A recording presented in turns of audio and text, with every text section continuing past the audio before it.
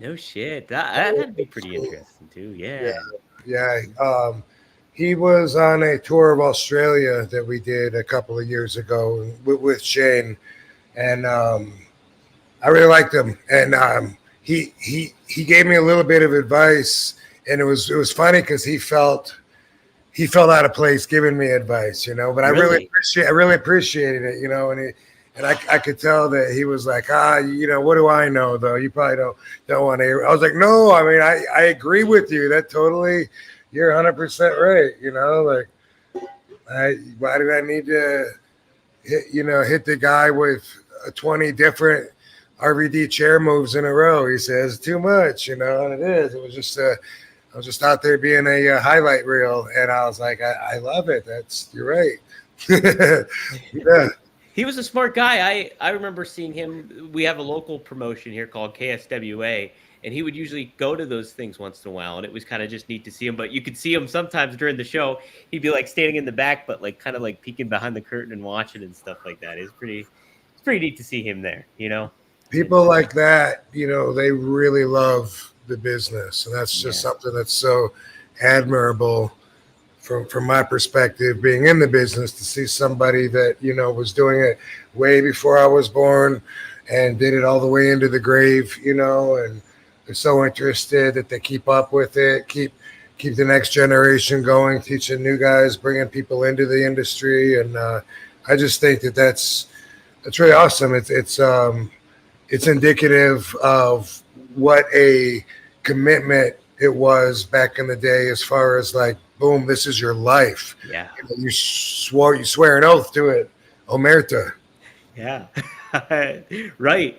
It And the was. thing too, he was I think he was super popular in Australia, which is like when you mentioned it, he was like a really popular star down there. Him and I can't remember who the other guy was, but another Italian guy, both down there. They had a Uh, good run. yeah, I'm not gonna try to think of the name. Yeah, I Somebody can't. wants to say hi. Oh, look at Lovey. Oh my gosh. We love. Such a sweetheart. Good travel companion there. I do the same with my cat. Like he probably hates it, but I'm still kissing it. We're alive. We got a good amount of audience in here, guys. If you want to ask a question, feel free to use the super chat, help out the podcast. But whether you're watching on the Real RVD YouTube channel or rvdtv.com, give us a like, hit subscribe, comment, get the word out, share with your friends, share with your enemies. They'll learn less to learn a little bit in RVDology coming up and everything like that. Always a good part. And yeah, keeping all that in mind. So, guys, feel free to chime in. Hey, this weekend is going to be the deadline for the coloring contest for the wrestling outfits. Yes. So, guys, there's still some time, get them in there. You download these images, color them, send your finished artwork to rvdebay@gmail.com. Joe Howland, RVD's airbrush artist, will help us select the winner, airbrush the actual real live outfit, and RVD will wear it on TV. It's Joe Holland. It says Joe, comma Howland. Holland. Yeah, I was like, I think Rob's saying Joe Holland, right? I was like, I don't know. Joe Holland, and there's no comma in the middle of it, so I don't know. He told me that like weeks ago that he saw that on the website, and I thought I told my guy to fix it, but I guess why bother now? I don't know. Jeez, oh man, it's been up for how many weeks? 4 days. I guess it's all right. Yeah, a couple more days. We do have a super chat. Let's see what that says. Okay, what's up, Dom RVD? Just showing love for the podcast. He's always put me in a good mood. You two stay safe. Oh, thanks, Chris J. Really appreciate it. Awesome. Very cool. Appreciate that, man. I always love that when people want to randomly tell me that, like if they're there at a signing to meet me, get a picture, get their Funko Pop signed, whatever, or even if it's just one of the boys in passing, like stopping and saying, hey, how's it going, so and so.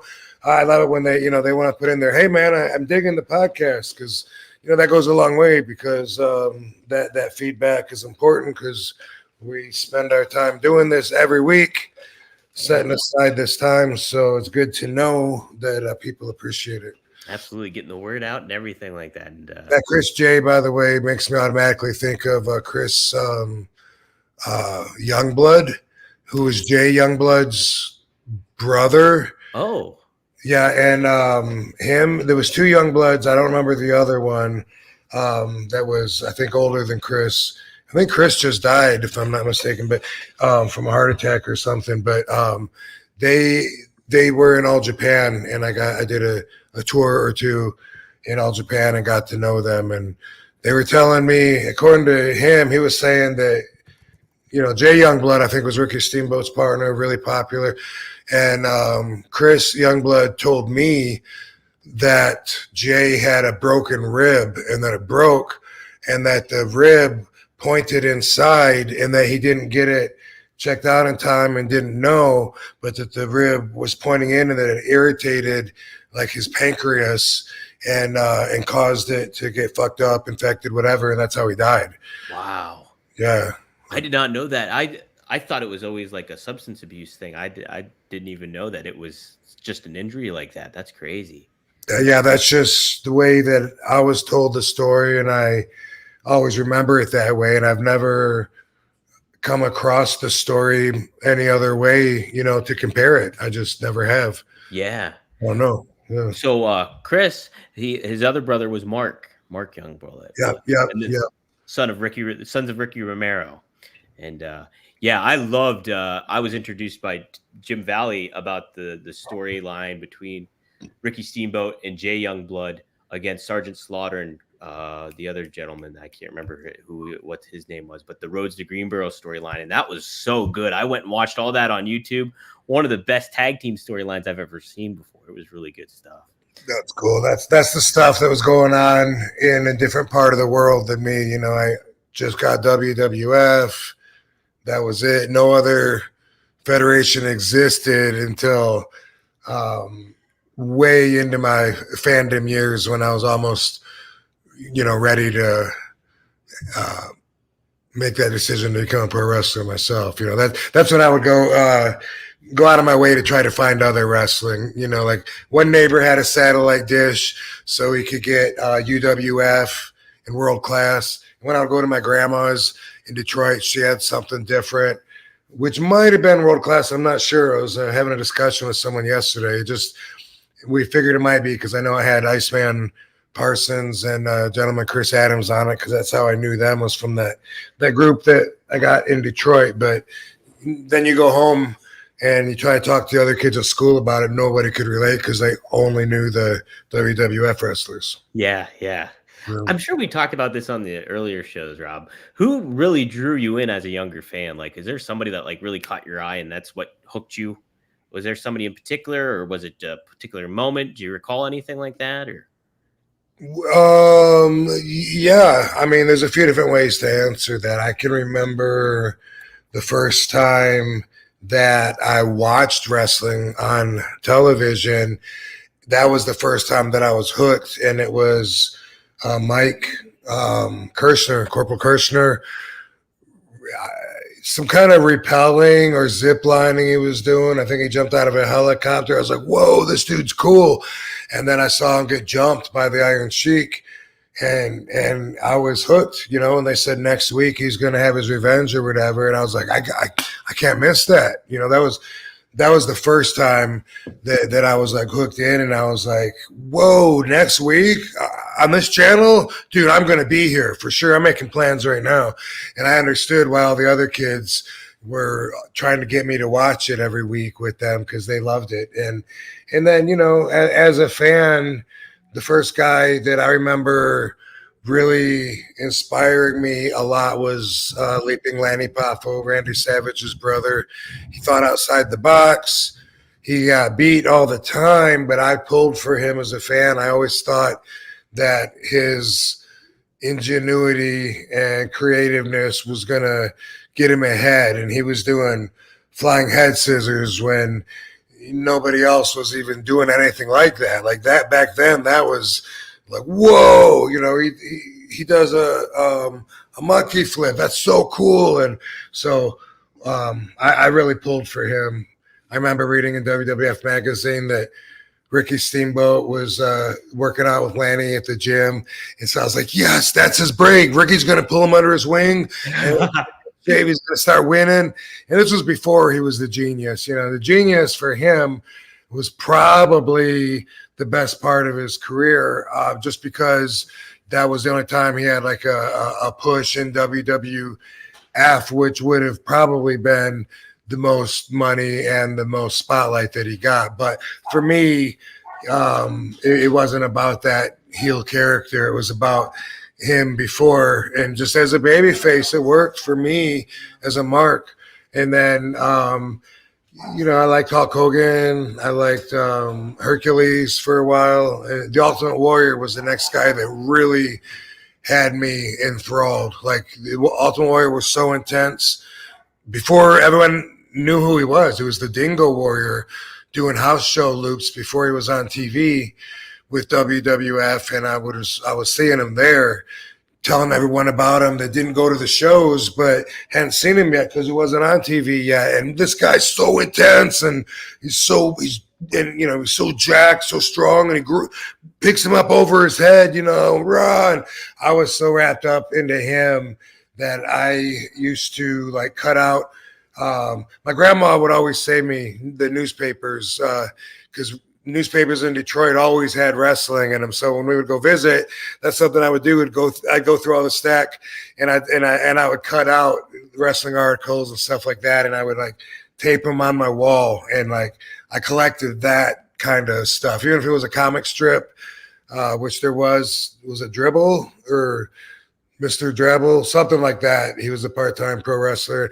Anyway, I would cut out the articles of stories about the shows at the Joe Louis Arena or whatever was going on. And when Ultimate Warrior was there, and there was a story about him in a magazine or newspaper, I would cut it out, and I had like a wall full of him, and that guy really inspired me. So when I started imitating the wrestlers in the kickboxing ring, and me and my buddies would pretend we were wrestlers, I would use a Sharpie and color on my face and put shoestrings on my arms and call myself the Battle Creek Barbarian and do the gorilla press, which I was able to do my weight and then some.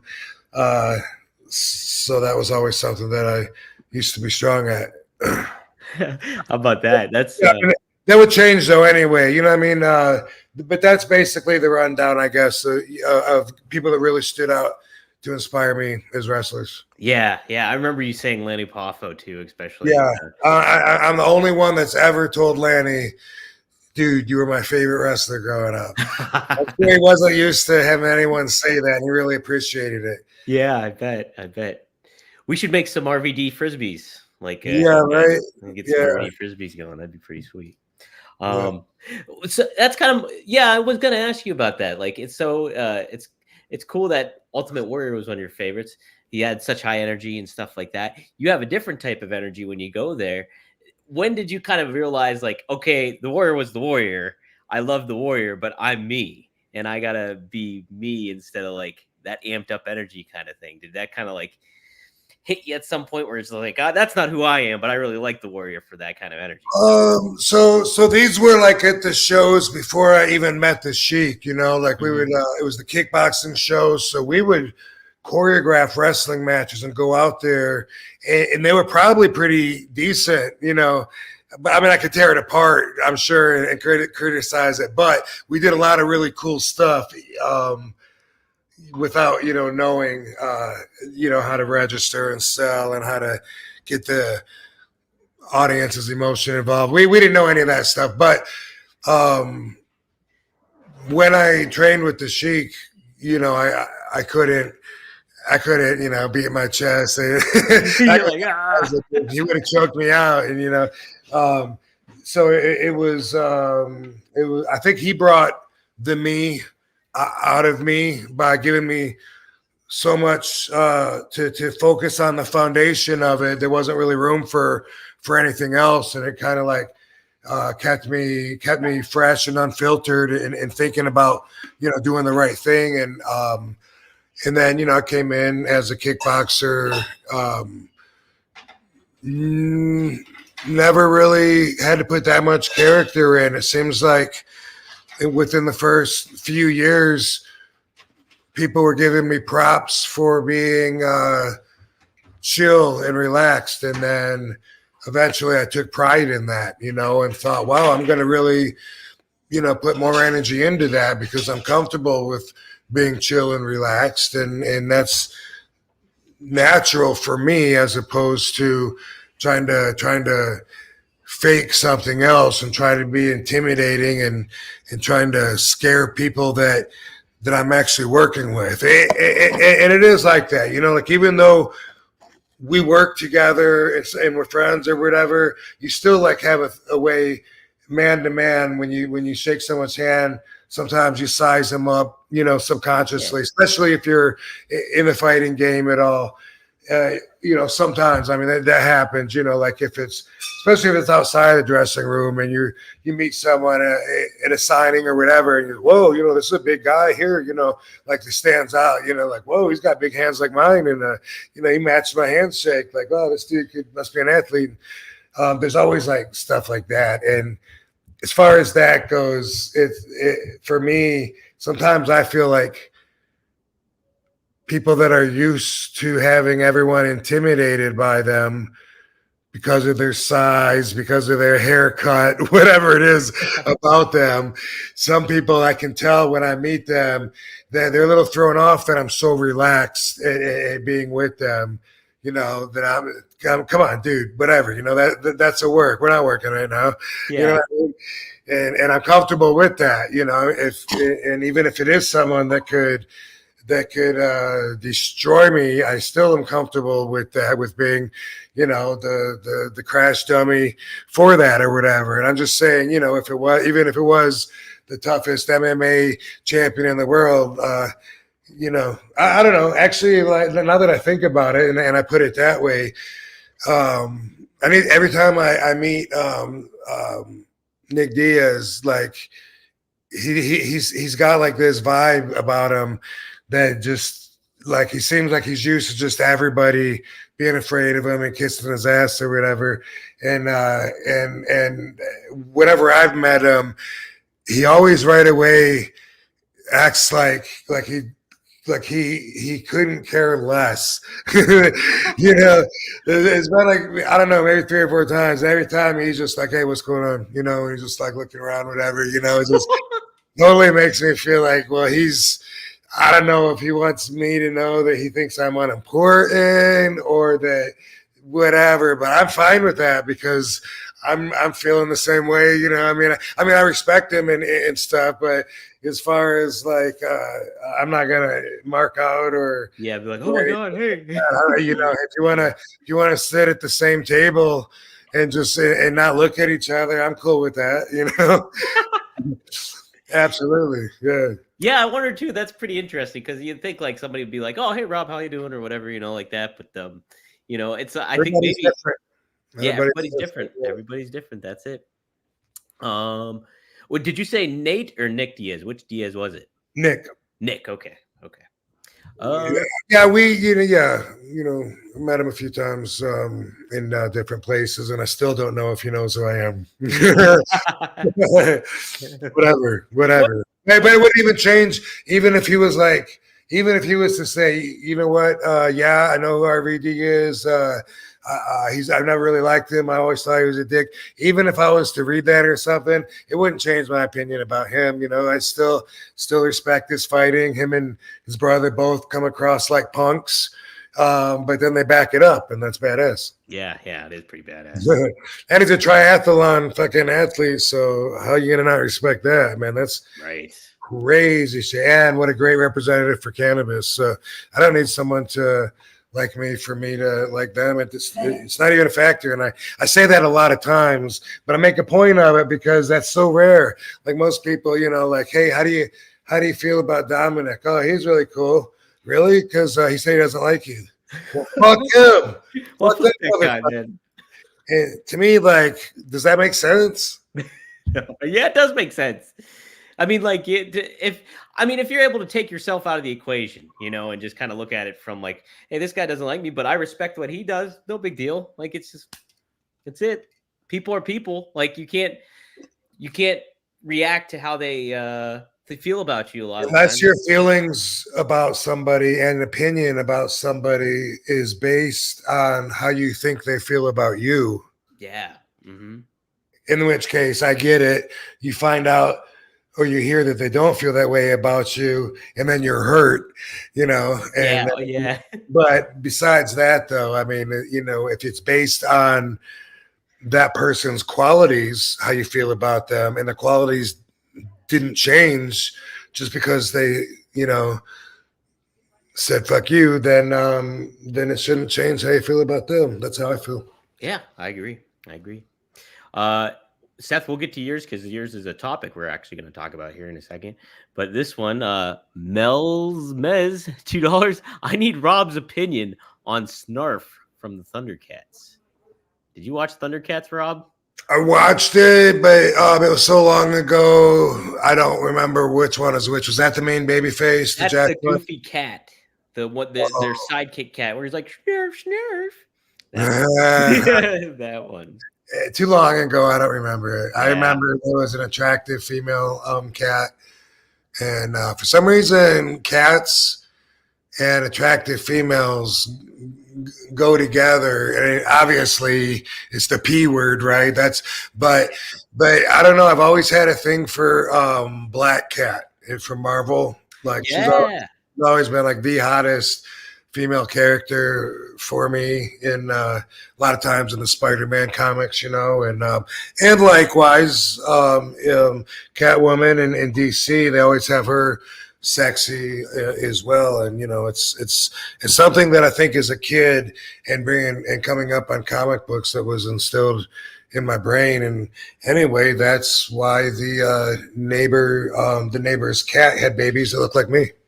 Ooh. There we go. I tell you what, I really liked Black Cat and Spider-Man. She had such a cool story. Gwen Stacy and all that stuff. Really cool aspect for Spider-Man, I thought. Good kind of friend of me there. I love you. Have fun. Thank you. See you guys. Yeah. See ya. Have fun. Are you going roller skating? Yeah, that's Awesome. our Thursday thing. Heck yeah. Party down. Hi, everybody. Love you. Love you, Robbies. Have fun. Be safe. Thank you. We will. Take care, guys. See you later. All right, Seth, here. We'll get to your question and lead into everything else. Seth, thanks for the $20, man, and for the remix. I think it's going to work. If I have to make a guess, I think this will work this time. We'll find out. But he says, happy 420. Thundercats. Ho. Oh, yep, that's it. It's so long ago. I don't remember. That's before my time, too, as a kid. It was like right before I started. I was like cognizant of cartoons. Snarf must not have made a big impression on me because I don't remember him. Yeah, he turned me off from it, to be honest, I think. Happy 420, RVD. You stoked up for Dynamite? He means Collision. But hope Tony Khan knows that the only one RVD puts over on 420 is Mary Jane. Since AEW allows outside promotion belts on television, are you taking your Weed World Championship belt with you? I just thought of that today. You thought of that today, baby? Yeah, I was just looking at the weed belt when I was putting UW belt. I was putting my UWW belt with the weed belt, and I was just thinking he needs to bring that for 420. Like, that is so perfect. Yeah, that's a badass belt, too. That looks damn good. Yeah, that's a good idea. Get some pictures in front of the AEW screen with that belt or something real quick. But she's not going to be there to snap the photos with me because she's wrestling in New Orleans. Oh, her back. Wild Thundercats. Wildcats. Thundercats, Wildcats. We got a whole bunch of cats. Wildcats. Oh. Yeah. So, hey, that might be a good idea then, Rob. Bring that belt along. Yeah. Well, we got a few things that are kind of special lined up for 420. And you may have seen a campaign that just launched hours ago on social media with Greek Glass. They have some amazing water pieces. In fact, they're a really big company and they distribute worldwide, and they have glass bongs and boom, a line of RVD water bongs. What could be better than that?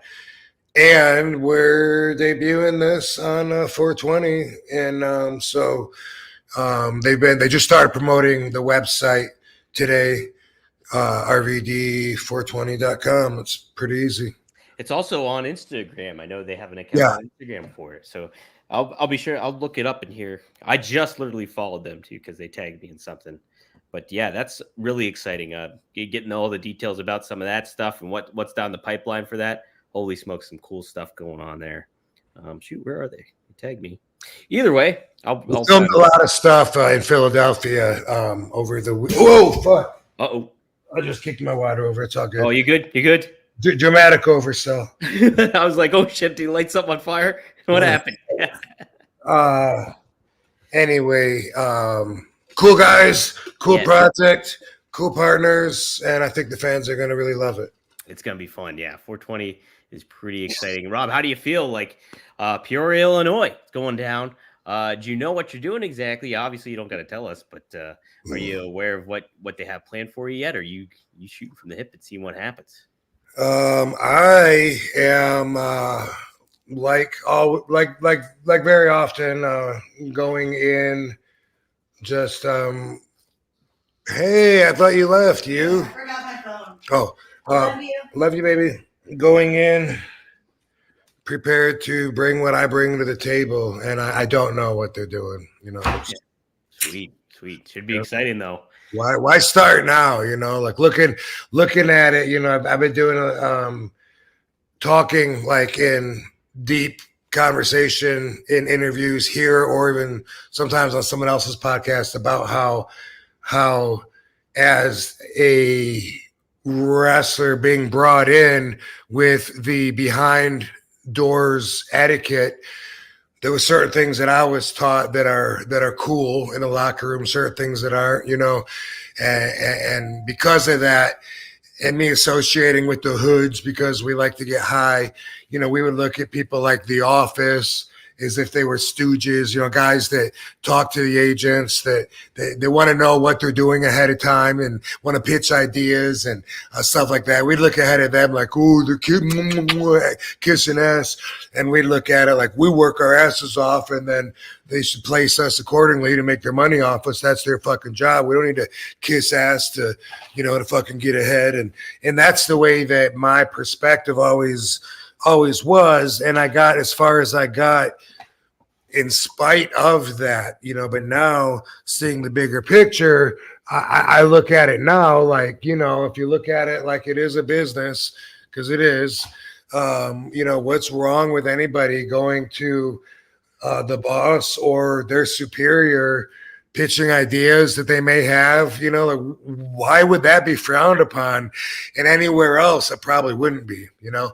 But even though I've been saying that and stuff, like I'm booked and it's like I don't know what I'm doing yet, so there's a chance that I might not like it. I like to be optimistic and think, you know, that that's not going to be the case. And really, you know, I'll like it anyway, you know, but I'm just saying, you know, as far as the finish goes, you know, I can't win them all, obviously, according to my, what is it, 3-2 record? No, 2-3 record so far. But yeah, I, you know, like a lot of people would definitely. And even like after like WWE, after like the last time I went there, the whole run, they had like nothing for me. And then I complained at the very end and they were like, you should have said something. We didn't notice. Everyone was so busy with everyone. And, you know, if you come back, we'll have everything down. We'll know what you're doing, who you're working with, every pay-per-view. And I know after going through that, that's the way it should be, you know. But still, this is like a one-off. These are all one-offs, and so I don't treat it like something that I'm really concerned about because as far as the finish goes, that's not going to be something that would keep me from taking the booking, I'm pretty sure. And, you know, I like working with them, and I'm sure in good faith that we're going to do something cool, something fun. Fans are going to be stoked to see me. You know, it's a payday. It's another shot on TV. I am a little curious. not curious enough to phone ahead and say, like, hey, what's going on? Doing on Saturday? Yeah. No, I'm excited for it. And Tony Khan, he had a quote about it too. I wish I wrote down where he made this quote, but I got it from the internets. He said, well, it's 420 on Saturday, so I thought it would be very fitting to bring RVD to Peoria and have RVD as part of this weekend's collision. So we're going to have a huge dynamite tonight on TBS. Okay, so this was Wednesday when he said this. A big weekend of Collision and Rampage, 3 hours Saturday, and it all leads to a big pay-per-view this weekend, Dynasty. And I can't wait to get started on TBS. This is going to be a loaded, stacked, awesome show tonight. So, hey, he gave you the name drop, but he's excited to have you there. I'm sure, in good faith, too.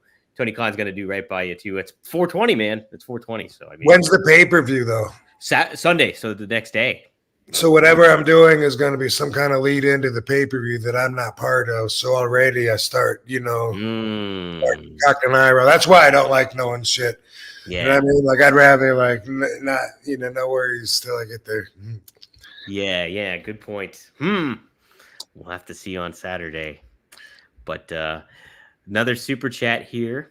We have HBK's. Oh my, HBK's lazy eye. Okay, $4.99. Thanks for the $4.99. Rob, what were your initial thoughts on the Invasion Alliance storyline after WCW and ECW were bought out? We've talked about this before, but Rob, give us your thoughts on that 2001. Man, what a time that was too for pro wrestling. That was the coolest storyline ever in wrestling, I believe. Yeah. To have WCW and ECW against WWF, which it was at the beginning of the Invasion still, that was when it was changing, was right then at that moment. And that was unheard of, not long before that, WWF never even acknowledged there was any other organizations or any other history or place for wrestlers to get experience. If they weren't in WWF, then it just didn't happen. And they were just coming out of that for the Monday Night Wars. And so times were changing really quick. It was exciting. They were acknowledging each other, parodying each other, poking at each other. It was awesome. And then it ended the way it did with WCW going under and then Vince acquiring what was left of the other wrestling companies, something that he had been doing the whole time that he owned WWE since he took over from his dad, acquiring all the other territories. I've been reading the Sheik's book recently. I started a long time ago and I picked it up again recently, and I learned so much about what was going on in the industry right when I joined in 1989. Like, I didn't realize this stuff was going on like right then and right before then, leading up to then. It's easy to feel like history happened like so long before us, but that's usually seldomly the case, and we're connected to it so easily. And one way to prove it, you can just go back a couple generations, like think about our grandfather and then think about his dad. There's a chance he came over from another country, if not, then probably his parents did. And it's just, it's not that our country's, still not that old, it's going on 300 years. So when you look at it that way, we're part of tomorrow's history. Boom, it happens so quick. And my point, Vince came in and right away started including Sheik's territory, but boom, bought up everybody, crossed what were considered boundaries before, and ate up what was the NWA. WWE used to be WWF was at one part of the NWA, and basically, I think when they bought WCW, that was like the last of it. I guess there's still an NWA right now entitled, but that's what he always did, and that was like the winning play. Boom, and so to be part of that.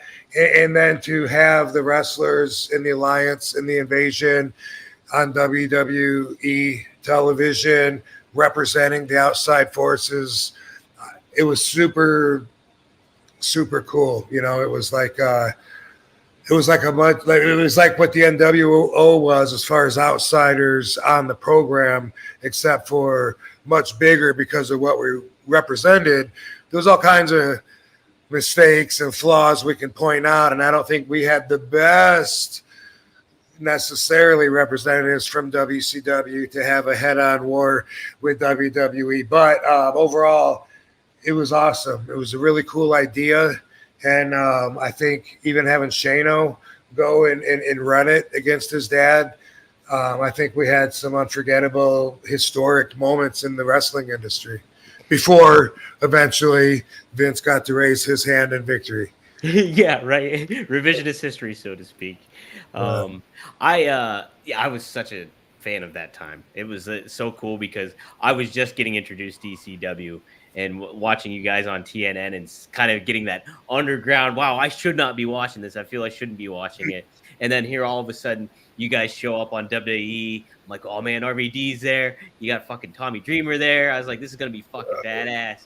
And just being amped up for that and seeing how you were utilized and stuff like that. You got, I think, like with the Hardcore Championship, we've talked about that plenty of times before, like you building that up and just getting right into the thick of the action of that. It was just a very cool time period for wrestling, even though we lost a company technically, but two companies. But hey, yeah, Rob mentioned it. Brian Solomon's book, Blood and Fire. Check it out. It's a good one. I'm excited to read it too. And it's so good, dude. It's so good. And I'm reading it on Kindle because that's where I do my reading. And, you know, I'd got through like halfway and put it down a while ago and then picked it up again. And now that I picked it up again, you know, like I look forward to getting back to it. I got to the part where I'm in it and Sabu and we're into like, I guess the early 1990s. In fact, the book's probably almost done because I think she just passed away now that I think about it. So I'm almost at the end of the book. But I learned so much. And I learned so much about how similar Sabu's path is and was to the Sheik and how much he was like him in so many ways outside of the ring and the choices that he made and the effects that it had on his life.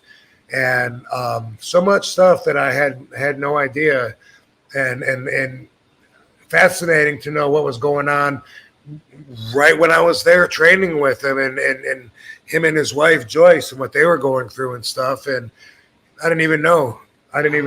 You know, it's amazing because it all makes sense now. Like as I always say, in the bigger picture. Yeah. Okay, man. Yeah. Great book though. So much information. It's got so much history. And then like, you know, if there's like things that they don't know, there's different stories of what happened and we don't know exactly what happened. Brian will put him in there, you know, and say, well, you know, I interviewed so-and-so and he said this, but then so-and-so had a different take. He said this. And then, you know, more realistically, what was reported in the such and such is probably, you know, similar to what happened. And that went like this. And there's just like so much in it. And I love nonfiction. And wow, like, you know, this was my guy, my trainer, my mentor, the guy that brought me in, the guy whose lifeblood I continue to carry on in the business. And you know, one of the last remaining vessels. So it's amazing to me that I didn't know all of this stuff. Yeah. Well, guys, check it out. You can get it on Amazon. RVD wrote the forward too, as you can see. RVD, forward by RVD. Check it out. Man, yeah, we'll have to get Brian on here. I know we talked about that before. Yeah, I thought about that recently. Yeah, it'd be pretty cool to have him on. He's a good dude. Yeah. And he's currently writing a book about Gorilla Monsoon right now. That's his next project. So he's been working on that for a while. Yeah. So super chat. Here we go. Paul Bauer, $9.99. He says, thank you, RVD, for making my childhood great. Always underrated. One of my favorite wrestlers of all time. Thank you for being a good person in and out of the ring. Peace. Very nice of you, Paul. Thank you. Absolutely, dude. That's one thing about people like me that are genuine is they're consistent. They're consistent. You know, we grow, we learn, and we change in that way, in a way that we adapt to what we learn by improving ourselves. But when it comes to the substance, what we stand for, what we talk about, when we say things that we believe in, come back and check on us 10, 15 years later. We ain't moved, we ain't budged, because we know we're right, and it's a firm belief. You know, it's that's the depth of integrity. You know, you can, and I have to have the confidence to be able to talk open like I am, because anybody can call me on my shit. And the fact is, you know, that's why I keep it genuine, and why, you know, if you think that I've said some inconsistent things, there's a really good chance that you're mistaken, and that you didn't use my words and you translated it in a way that changed the words to you. And we go back and prove it like a lawyer by looking at what I said. But, and I'm not perfect, but anyway, shallow people, they don't have that depth. They don't have that integrity. They don't know what they stand for, what they believe in. They're like chameleons, like they change and just adapt to other people's values and hold on to them until they don't work anymore for them, and, you know, trade them off with a few new ones they might pick up here and there. And they're not going to be as consistent because their beliefs aren't as deep. They're just, you know, barely in the ground. So first little gust of wind and boom, their shit's all over the place. Right? A lot of politicians and stuff. Hey, guys, real quick. RVD, One of a Kind with RVD, is sponsored by Get Blitzed. You can use promo code RVD for 15% off. If you're not familiar with Get Blitzed, Mickey Ray, Sinatra, and Courtney, it's Get Blitzed Lit Aid Nano-Infused THC Syrup is a premium cannabis-infused syrup formulated with nanotechnology for fast-acting effects. Get Blitzed Lit Aid Nano-Infused THC Syrup stands out with its advanced nanotechnology formulation, which allows for quicker onset and enhanced potency compared to regular THC syrups. It's Delta 9 and it's legal in all 50 states, guys. So wherever you're at, you can get it. You can just go to get-blitz.com and use promo code RVD and get 15% off. He's got different flavors there, such as limeade, which is a very popular one, cherry, tiger's blood, blue raspberry. I think that's the one I have. I'm waiting to use it till I'm around my brother or somebody else. And then they got some good products there. So just go to get-blitz.com, promo code RVD, get 15% off. Good stuff, guys. Good stuff. Rob, somebody made a mention here in the chat too, and I think this is a really cool one. Factology 101, he says, RVD and DDP, I dare you to name a better role model, better than either of those two in the world of wrestling. So you guys, that's pretty good as that observation right there, I think. You and DDP bring such a lot to wrestling, I think. Outside of the ring. Yeah, DDP is a role model for me. I think so highly of that guy. He's helped so many people, and wrestlers that we know, and also just so many ordinary people. And it's amazing, like the before and after shit from students of his that subscribe themselves to his yoga and his lifestyle, and they're able to turn themselves from being basically crippled and not being able to move to being able to like run sprints and walk on their hands. And I wouldn't believe it if it wasn't real life and real people that I know and shit. And so my hat's off to DDP. You know, he literally makes the world a better place. Yeah, absolutely he does. So much he's like, to think what he did in wrestling is so cool, because he started at 39, which was an age at that time was like, oh, you don't even kind of think about that at that juncture. He did that. He overachieved that. He's like overcome like dyslexia, I believe, and stuff too. And then on top of it, he saved so many lives of wrestlers and brought them back to prominency and in a good spot. And that doesn't necessarily mean they had to be back in the ring to do that. They were just in good spots like Jake and Scott Hall and Riggs and Buff Bagwell and plenty of others. It's really cool to see him just reach across all over and like just have an influence on people. So Yeah, like what a purpose-driven life that is, Right. Yeah, Very awesome. well fulfilled. I want to get we talked about the invasion and stuff like that. DDP was part of that, but he was a very different part of that in a lot of ways because he was like the Undertaker's stalker and in that storyline. And then later on, they transitioned him out into that motivational speaker kind of stay positive, positively page and all that stuff. And very different from the DDP we saw in WCW. Do you remember that time period with DDP and everything like that? I know you're doing your own thing at that juncture in WWE, but it was pretty different from what we're used to. Man, not really. Like it sounds familiar. Mm-hmm. I think I remember seeing like 5 seconds of it or something. Maybe I'm pulling the hood back and revealing himself or something. But yeah, I wasn't able to follow that at the time because I was into my own thing with my head up my own ass. Yeah, there's a lot of stuff going on at that time for sure with WWE and wrestling. Yeah. So, By the way, I've said this a few times before, but I used to always want to have my stretch routine, which I'm known for, famous for, on some kind of platform where it would be accessible for people because stretching has been a huge part of my career, definitely a huge part of the success of my health and my durability.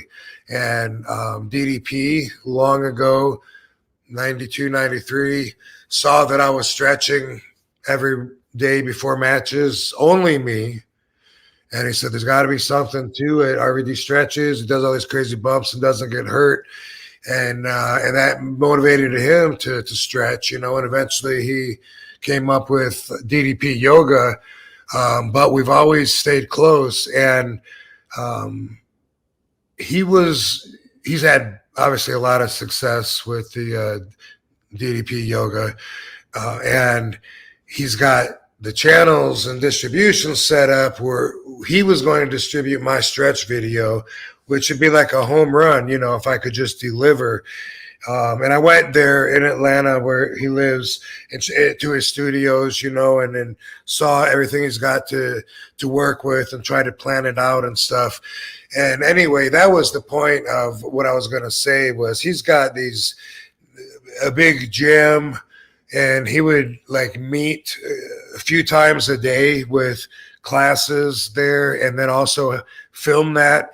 And you could have an app so you could be doing the classes with him online wherever you are in the world. And then he's got like a kitchen in there like with a chef, and then same thing in his house. They like make pre-meals for like all the students or whatever ahead of time, and knows exactly what he's putting into each of the meals. And he had everything like such a process, to be able to help people and to have the business end of it covered from his end, to where everything that he's doing is productive in that way. And my stretch video, I don't think probably will ever happen, and that's because I don't know how to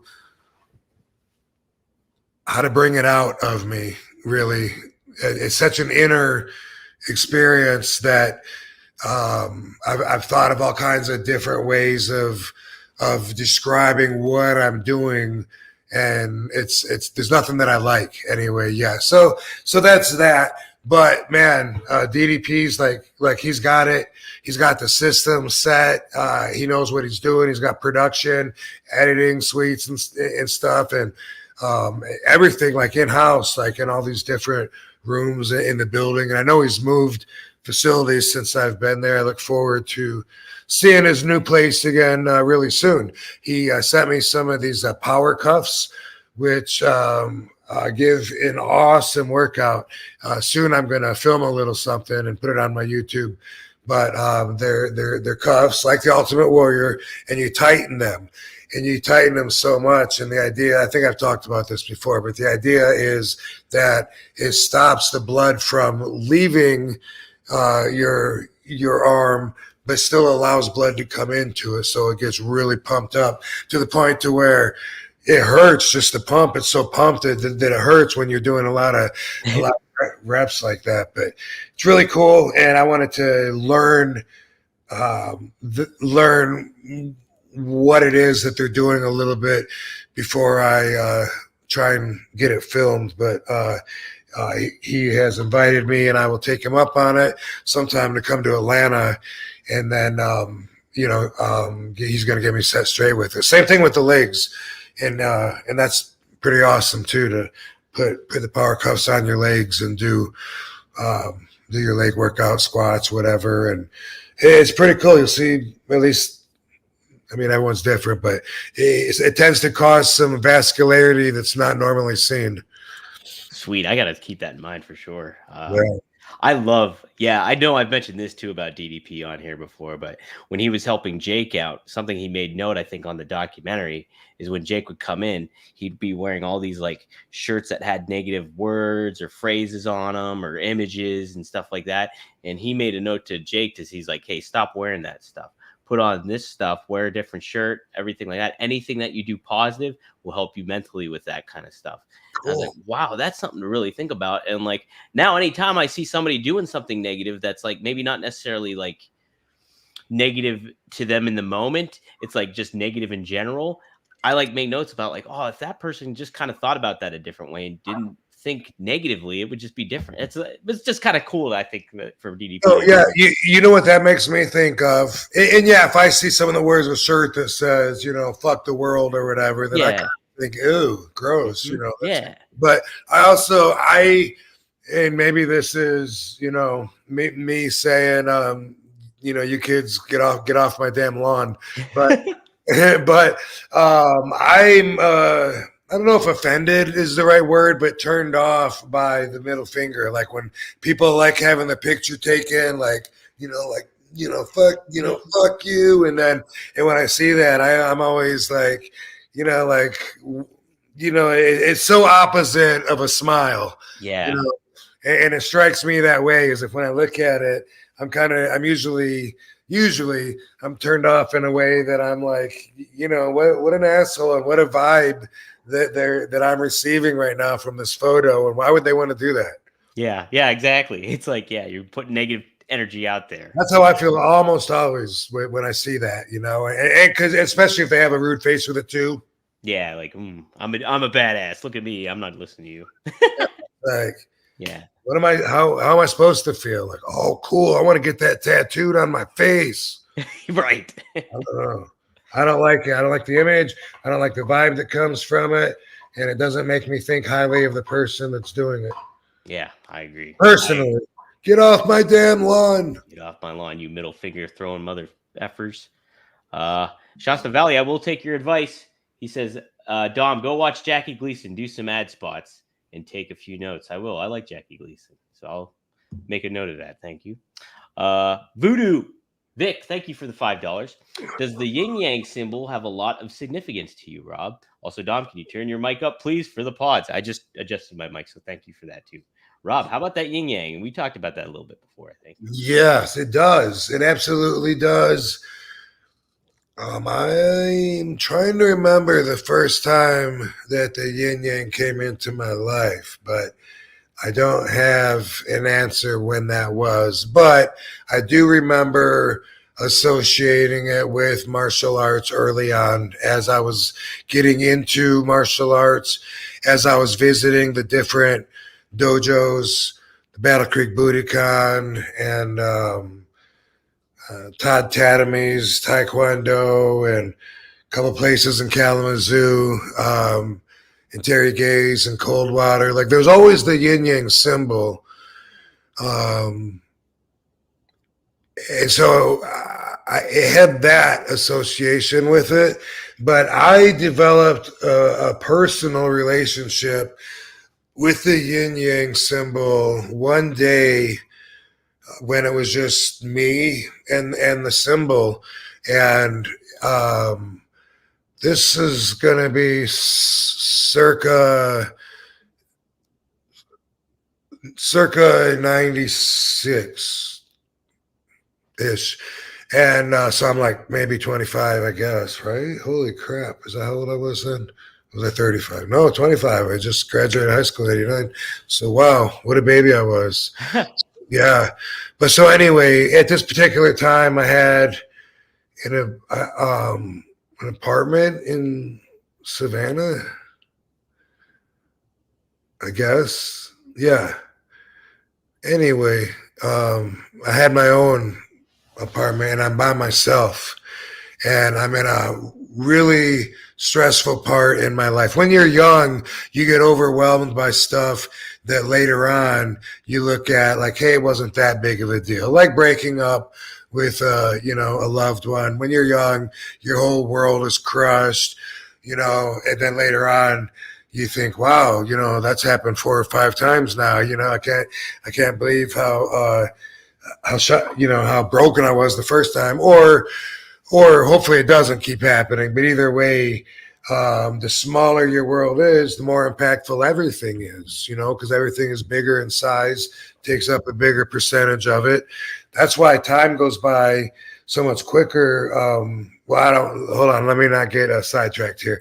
So I'm meditating, all right, by myself. I'm stressed out, and my girlfriend at the time and I were fighting. Maybe we were breaking up like we did all the time. We would get back together and break all the time, but it was like moving in and moving states and, shit that was on the line. So it was a pretty big deal to me. And anyway, I was trying to meditate and find inner peace, which, takes a long time to be able to do. But at this time, I would do that regularly, and I would, and I can't go. Maybe on another episode, I can describe how I meditate to look for Zen. But here's what I want to get to. I had a poster on the wall of a yin and yang, and when I'm meditating, I have my eyes closed, and I'm doing an inner check. Mm-hmm. All my senses, heat. Do I feel breezes here or there? Do I feel my shorts? Do I feel sweat dripping down my back? Whatever. My heartbeat. What do I hear? What do I, whatever. And I do the external tests. Boom, boom, boom. Back in, back out till everything. I seem like I'm so apparent of everything that I go into this stage where I feel like I am no longer connected to or trapped by just my body, and that I'm like something else. And it's an awesome experience. Takes a long time to get there. Can't force it. Can't rush it. I opened up my eyes and I'm looking at the yin-yang poster, and it explained itself to me. And so like it actually started moving, and I could see that each half was trying to overcome the other half, but they were so equal in power, speed, momentum. Neither one gained an edge on the other one. They were equal, exact opposites with the exact same effort.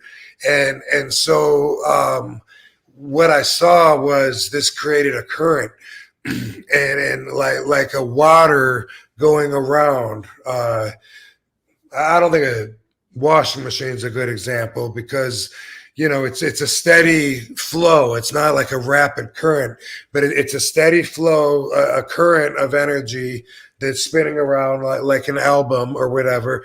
And every problem that I had would boom. I could, instead of feeling overwhelmed in my brain, I got a million things going on. Each one of them was identifiable and projected itself as a object that obstructed the current, a rock of different size. Different problems were different size rocks. The black energy obviously was bad energy. The white, good.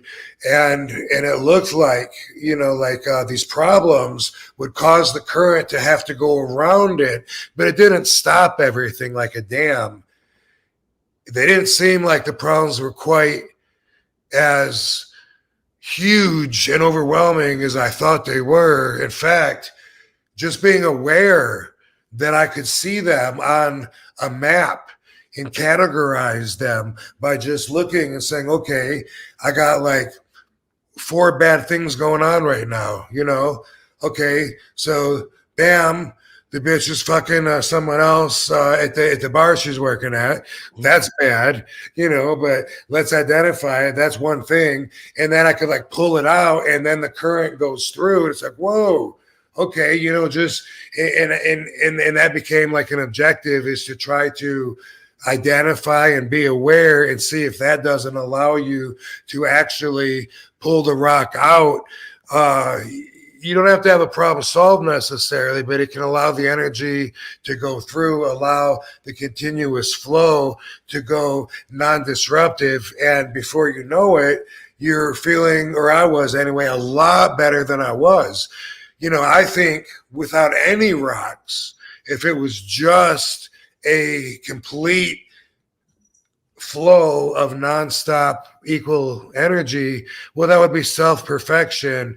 Nobody has self-perfection. It's something to work towards, though. When we try to better ourselves, I mean, that's what we're doing, is working towards that goal, but nobody's perfect. So we all have rocks, pebbles, boulders, or whatever that fucks up our chi, and it disrupts our even flow of Zen. And that for me is my calm foundation. That's my default system. I need to get back there when I get away from being calm. And so that's a way to do it. And it explained itself to me. And I developed a personal relationship with the yin and yang since then.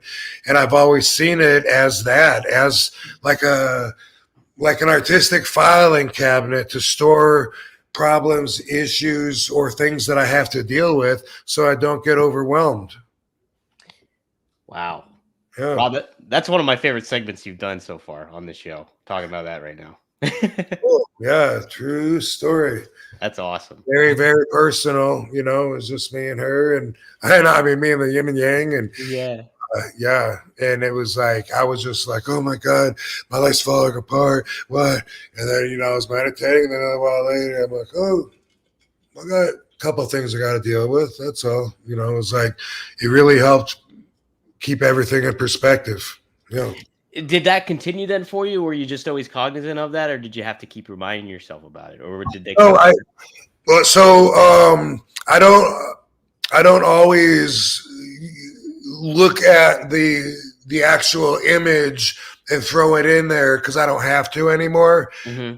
Now it's like, you know, if I'm on my way to the airport and I'm running late and there's an accident on the highway in front of me, obviously that goes in the bad news category. You know what I mean? That's not too difficult, you know? So now it's like an automatic system. And then, as I've said on here, I always just use sarcasm to deal with it now and say, oh, sweet. Hopefully all the fucking lanes will be blocked. You know what I mean? And it's for me, that's what it became. But that's like a system that was developed from literally saying, okay, you know what? I'm going to New York tomorrow. That's awesome. That's good. Let's put that in the white. Yay, good news and shit. But I got to get up at 4:30 and rush around and grab shit and make it to the airport. I'm going to put that in the black. Boo. And then in looking at it and just labeling it allowed me to not invest so much emotion into it and instead just see it for what it is. And so even though I don't need the yin yang to do that anymore, it taught me to do that. And I still do that, you know, on an easier level where I can just automatically think like, okay, wow, this is not good. And then either call it like it is or else try to make fun out of it and be like, well, this is really good. You know, like, we're really lucky. What are the odds that a fucking plane would crash right in front of us? That's, wow, we should play the lottery. Yay. Yay. Yay, yes. But yeah, that's what it did. And I always love that yin yang, it stands for balance. And for me, everything's about balance. And for me to feel like, for everybody to be at your best, you have to be balanced. And for me, once I became really cognizant of the necessity to get my spiritual game, up to par so that I could have a balance, way back when I was like burnt out and everything. And I realized, whoa, I got to have mind, body, spirit all balanced in order to be at my best, in order to be able to grow, in order to be able to vibrate so that other people see me as a positive influence, all that, it's all about balance. And when I'm off balance, I'm aware of it. And so that becomes my agenda right now, is to get back on balance.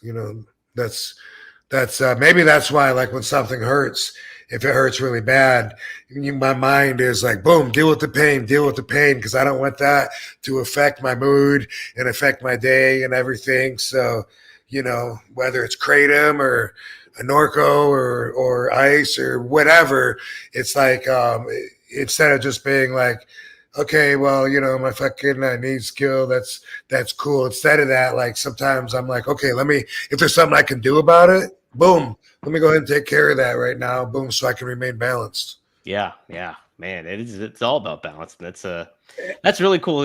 Thanks, Voodoo Vic. That was a good question, and he said we should do a whole episode on that sometime. That's pretty cool. Yeah, on learning from all that. Because there's a lot to meditating, and I would like to talk more about that. Yeah. Hey, this Rolling Stoner says the Greek Glass fam is live in the house. So how about that? Stay tuned, guys. Good stuff coming on 420.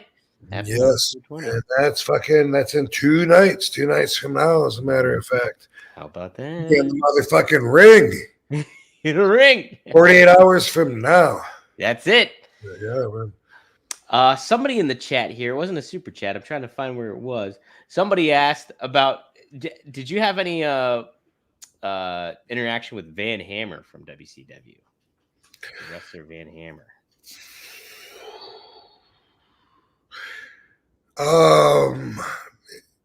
Man, I think that I only had a conversation or two with him. I can't remember what those conversations were. We were there at the same time, but for whatever reason, I don't remember having too much interaction with him. Oh, okay.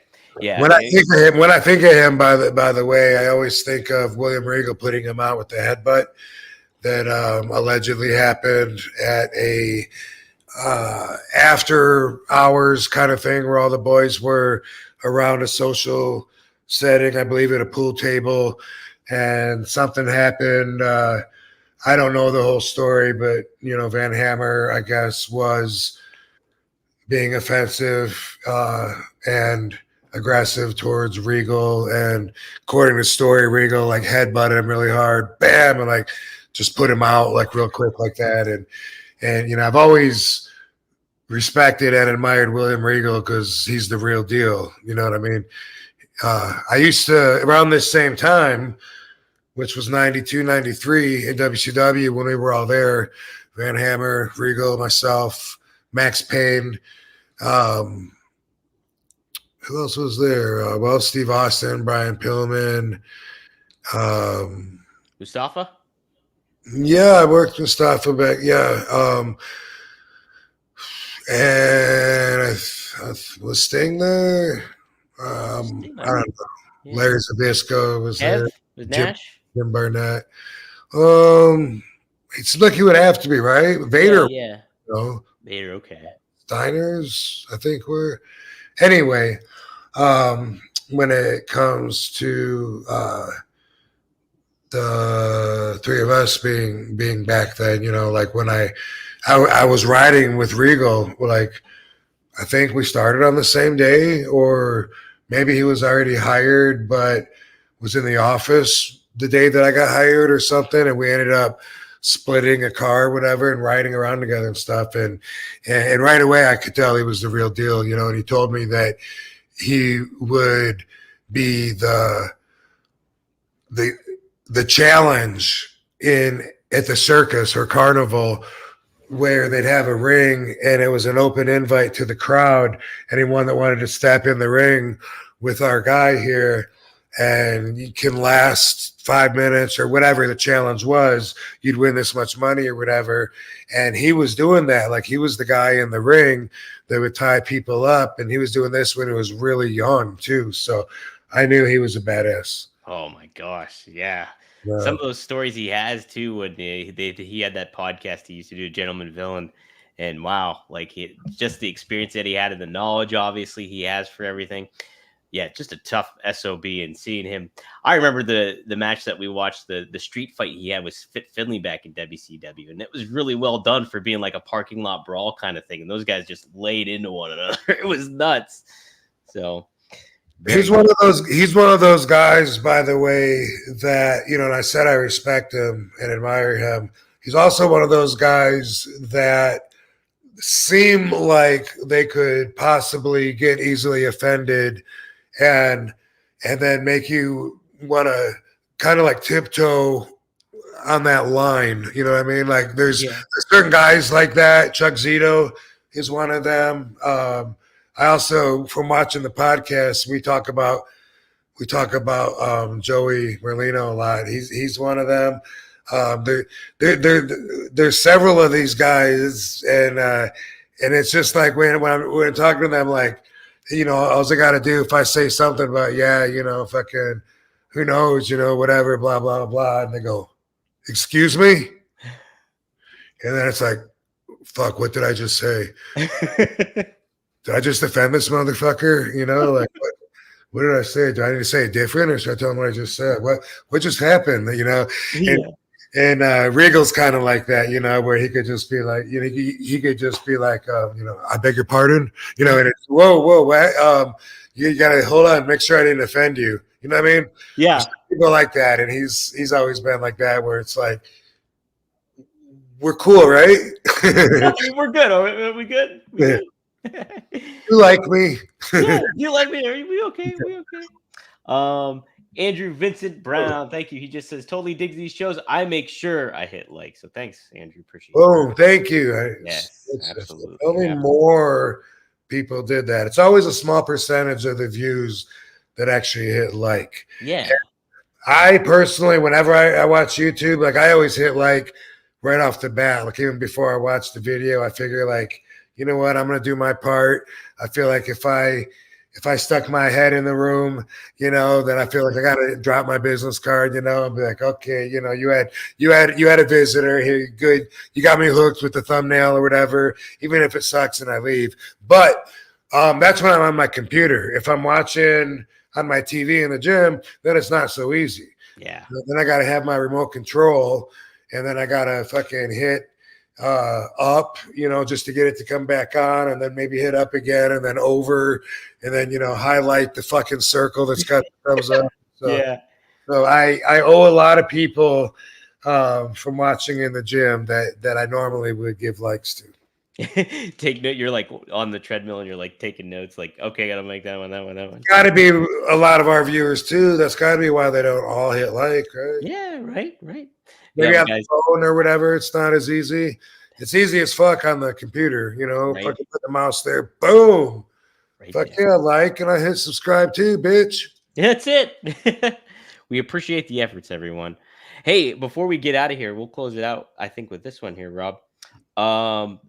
This popped up on social media. I saw Antonio Cenero says Amy Winehouse's favorite wrestler was RVD, and I saw that there was like an article or something about that. And like, you know, Amy Winehouse, famous late singer, she was a wrestling fan, and one of her favorite wrestlers was you. That's pretty cool. Pretty cool stuff. Yeah, it was that. And I knew that. I was told that years ago when she was still alive. But, you know, yeah, that is cool. It's always cool to learn when celebrities drop your name, or when someone you're a fan of is a fan of yours. And I definitely did like her music, you know. That sucked that she died. When I was in England last time, we went and we were in her hometown. So we went to see her neighborhood. I think I saw the apartment where she lived. Definitely saw the statue that they had of her, and like the whole area. I episode out of it on YouTube. But, oh, that's awesome. yeah. That's awesome. Yeah, she's part of that 27 club, that is known for where like Jimi Hendrix and Kurt Cobain and Jim Morrison, I believe, and yeah, Amy Winehouse, all dead at 27, but great artists and stuff like that. Pretty. You know what's weird is like I think when I was in high school, like 16 years old or something, I would have been stoked to be in that. Right. That's people like, I'm sure a lot of artists felt that way too, in certain ways, like, oh, 27, no boy, she's that talented. And I had such a small perspective of life, being so young. Mm-hmm. Me, just thinking that everyone in the world would know who I am for one day or whatever sometimes seems worth it all. That's why it'd be a great idea to go shoot up the school and shit, right? Everyone will be talking about me, on the news and shit, at least for 5 minutes tonight. And it seemed like the element of fame was something that nobody had in Battle Creek. Nobody knew anybody famous, and that, and I think it's like that probably with a lot of young people anyway, even if there are some famous people, the older you are, the bigger, the more life you have, and then the better you can be at making decisions. But I remember my principal called me down one time to the office, and I didn't know what I was in trouble for because I'd already gotten called down several times for everything else. I was like, oh, it's probably no, they already got me for that. I was a goof off at this point in high school. And then Mr. Tenney, my principal, who I really didn't like at the time, having that kid's perspective, right? Who knows now, like what I would think of him. Maybe he'd be fine. But he goes, Rob, what do you want to do when you get out of high school? And I said, well, hopefully I'll be dead or in jail within 5 years. And I think I said that, to get a reaction out of him. So he'd be like, ooh, this kid's crazy. But he was like, why would you want that? And I was like, because that'd be cool. And I felt like I was half fucking with him. But also I remember feeling like, boom, like I want everyone to be talking about me. And you have like such a small world at that point that like if you were in jail, everyone would be talking about you like, whoa, man, he was crazy, dangerous, man. You know what I mean? And I remember like it kind of made sense at the time. But man, that's so silly and stupid. And now I'm glad I wasn't dead or in jail within 5 years. And I plan on being around. I'm just reaching halfway. I'm going to be 120. So get used to it, bitches. But Mr. Tenney, by the way, he called me down, and because we had written out, we all had to write something on a piece of paper and turn it in that said what we want to do when we get out of high school. And there was nothing that said I want to be a professional wrestler. There was no vocational services or information on that. They would just laugh at me like I was not being serious, right? So I put on there, I'm going to assassinate Mr. Tenney. And nowadays, you would get in a lot more trouble. This was before kids had guns and kids were shooting at schools, way before. But because we didn't have the best relationship, he told me at that meeting when he, unveiled the purpose of the meeting and showed me the piece of paper that I'd written on. I forgot about writing that. I was just joking. And he said, yeah, I figured you probably were, but he said, just in case something happens to me, I am going to notify the police. And I remember thinking, like, wow, that sounds pretty serious, to a high schooler. Nowadays, though, holy shit, if you can't say something like that and not get you should get expelled or something, suspended. You don't belong in school if you're fucking thinking that. And I wasn't thinking that. I was just trying to get attention. Pushing buttons. Kind of being a dumbass kid. Yeah, that's it. I know. And back then, it was such a different landscape then when it comes to schools and stuff like that. Yes, it was. 1998 is when all that stuff kind of changed and started, people started thinking differently. And I don't think at that time anybody could have taken that seriously, that I legitimately was thinking about assassinating Mr. Tenney. I thought that could only be taken as a joke, Rob writing something crazy. No way that anybody would be like, yeah, he's going to fucking get a gun and shoot him, and Mr. Tenney's in danger now. That was not even a thought back then. Right. Yeah. No, definitely not. Sure. Corey Donovan chimes in with the super chat. We'll close it out with this. Since AEW doesn't have a network or subscriptions like WWE, are pay-per-view paydays the way they were back in the day, depending on the buys, etc.? We don't know about AEW necessarily because Rob hasn't done a pay-per-view for AEW, but I imagine this format might probably be the same for some of these guys and talents. I don't know if you've heard anything from a roster member of AEW or anything, but I unfortunately have no information to offer on that based on anyone else's deal, based on my one-day contracts that I signed. So I don't know. It's interesting. Yeah, I'll have to look into that. Maybe I can ask around and figure that out, Corey. But thanks for the $9.99. Yeah, I'll try to do some digging on that. But cool, Rob, you got a big weekend up ahead here. Collision, Peoria, Illinois. Gonna be good stuff. Or what is it? Is it Peoria, Illinois? Am I right on that? I think you seem to take a syllable out of it when you say it. Yeah, I think I did. I got mush mouth with it. I think it's Peoria. Peoria. There we go. Peoria. I think you're right, Rob. Yeah. And I was, I figure it's near Chicago. Because people were calling it Chicago, saying, hey, you're going to be in Chicago? Yeah. And then I was surprised to see that I have a flight from Chicago to Peoria. And I'm like, fuck, how far is that? I had to look it up. And it's still, I think, 150 miles away or something. Holy smokes. Yeah. I would assume the same thing, Rob. Yeah, I got to look that up. Peoria, Illinois to Chicago. Let's see. Which isn't super far, but yeah, I have a flight. But anyway, yeah, it's that's where it is up in Illinois.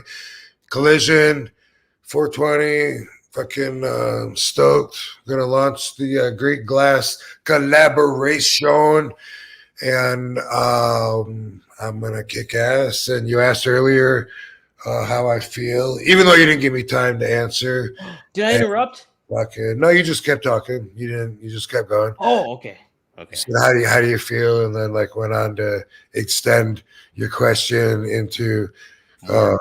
Yeah, and feel awesome, dude. Everyone's gonna see me and say, "Holy shit, it's the best RVD has looked yet." In fact, I thought about trying to shoot a video of me working out with the cuffs just to show everybody, but I doubt that I'll do that before I leave tomorrow because I really don't have that much time between now and then, and got a bunch of shit to do. And used to be when I worked out with Medium Rob. When I lived in LA, it was easy to hand the camera off and have him film something when I wanted to do those RVD TV 5-star workouts. But now it's always just me by myself. So I got to try to do it when Katie's around or D, and they can grab a camera and run in. Or I could set up the tripod, which I may do. But then, of course, you're not always going to get the best angles and whatever, man. You're lucky if I give you shit. So, but anyway, feeling awesome. It's great. Every time I get back in the ring, when it hasn't been 4 months since my last match, then I'm fucking in top condition and ready to go and don't need to warm up. So it's cool. My last match was. What was it? Riddle? Was that my last match? Or Mike Bailey. Speedball Mike Bailey. Yeah, I thought I just had one. Yeah, I just wrestled Mike Bailey last week. Yep. Great match. Speedball Mike. Yeah, good kid too. I like that kid. I can see a young RVD in him. Ooh, that's a high compliment right there. That's going to be the headline on this clip. I see it now. Mm-hmm. Yep, guys, you can watch that match actually on RVD TV. Go to rvdtv.com. You get the fans' perspective of the match and. Very cool stuff. Very fun match. Yes, but see Rob this Saturday at AEW Collision. Rob, do you have a new singlet you're going to show, or is there? Well, that's the surprise. Let's wait and see what Okay. we got. Yeah. Stay tuned, folks. Stay tuned. Hey, speaking of 422, I got a little announcement to make on 422 with your buddy Bill Alfonso. So keep your eyes out for that, everybody, too. We On got 422 or 420 also? on 420 as well. Yeah. Okay. Awesome. Mm-hmm. Got you. And by the way, that is my dad's birthday. I always like to bring that trivia fact up because a lot of people don't know that, and they joke and tell me happy birthday on 420 because they know that I'm celebrating. But that is when my dad was born.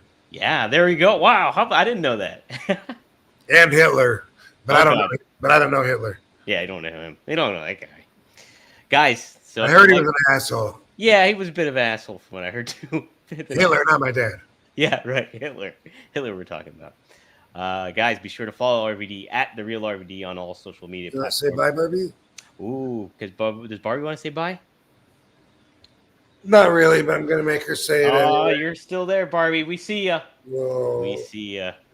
All right. Dogs got their own segment now on RVD One of a Kind. You're an important part. You're drawing your own crowd. We got people sending in pictures of their doggies and wishing they had good doggies like you, Barbie. He's like, why am I here? She's like, I was taking a nap, asshole. What are you doing, man? I'm trying to sleep here. I was comfortable. Love you, Bar. Well, guys, be sure to get your singlets in. If you want to still do that, go to RVDeBay at Gmail, download that template, and send it in to Rob. We're going to make the announcement. I'm sure Rob will make his choice. So, guys, tune in. Well, yes. So Joe Holland, not Howen, not Joe Howie Mandel. Howie Mandel. Yeah. Maybe that's still up there. But anyway, he's going to help. He's got an idea, a process, a system where we narrow it down to like the top 20, and then we're all going to go through them. And he'll be a big part of that. You know, on 420, it is a Saturday. I'll be on the road. So if you do send in something over the weekend and it's a little bit late, I doubt we're going to discount it because it'll probably be Monday before we actually can get together and go over stuff. But you didn't hear that from me. But but that's we got so many outfits already that are sent in. You know, it's going to maybe show a few of them to get people ideas, but not necessary. There's only like so many different colors you can do anyway. I'm amazed at how creative people have been. And I look forward to wearing the winning outfit for sure. So that's this 420 and the following weekend, which we will have another time to talk about it between now and then. But I will be saying hi to my fans in Canada, which I haven't done in a little while because I have an appearance in Toronto. Oh. Yeah. Are you heading to Montreal too? Somebody said they're excited to see you in Montreal. That's coming up. That's coming up too. Okay. Yeah, maybe in June or July. And at the end of this month, April, I think it's 29th,